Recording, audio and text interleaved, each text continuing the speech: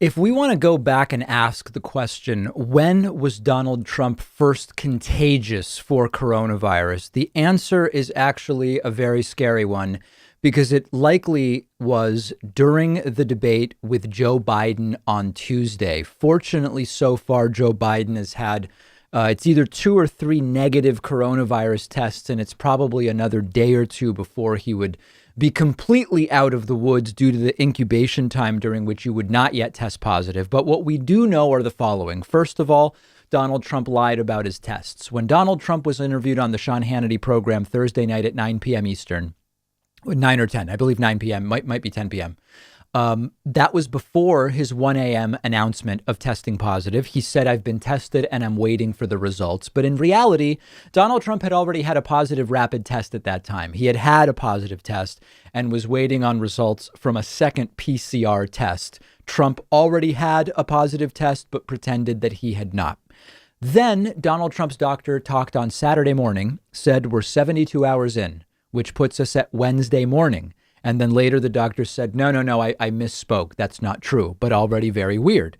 And then Fox News' Chris Wallace, who was the debate moderator last Tuesday between Donald Trump and Joe Biden, said, well, you know how everybody was tested at the debate hall? Well, turns out Trump wasn't really tested. Trump showed up late and we went on the honor system that he had tested negative. Check this out. Was that I arrived on Sunday. I think you arrived on Monday. They didn't arrive till Tuesday afternoon. So for them to get tested, there wouldn't have been enough time to have the test and have the debate at 9 o'clock that night. They didn't show up until 3, 4, 5 o'clock in the afternoon. So, yeah, there was an honor system when it came to the people that came into the hall from the two campaigns. So in reality, Trump might have been positive at that time and known it. So they deliberately showed up late to avoid the test. But even without that idle speculation, there's a bigger reality.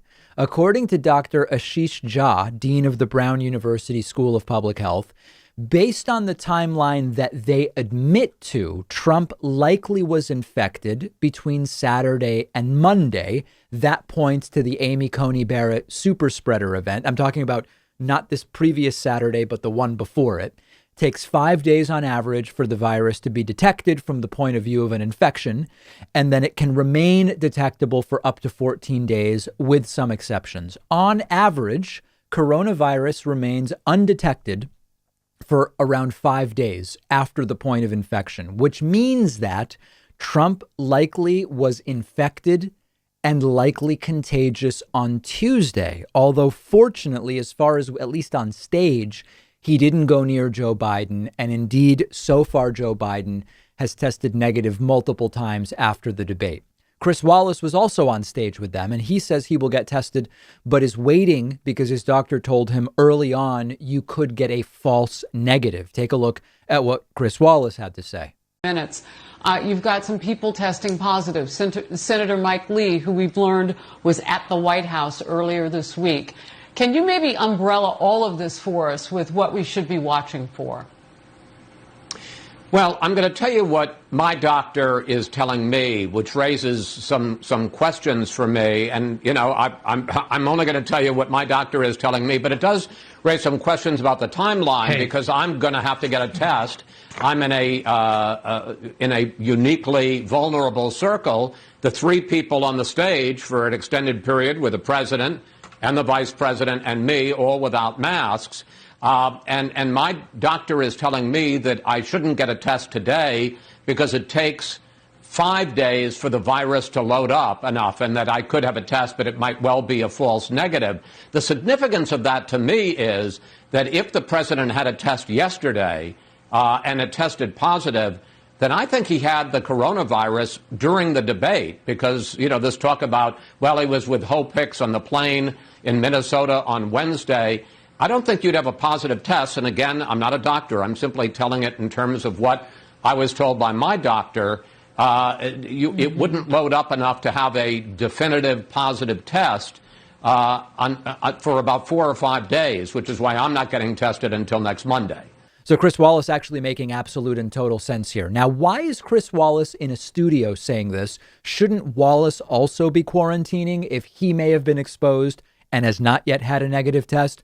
Just asking. But overall, it is a trail of incompetence and chaos that follows Donald Trump.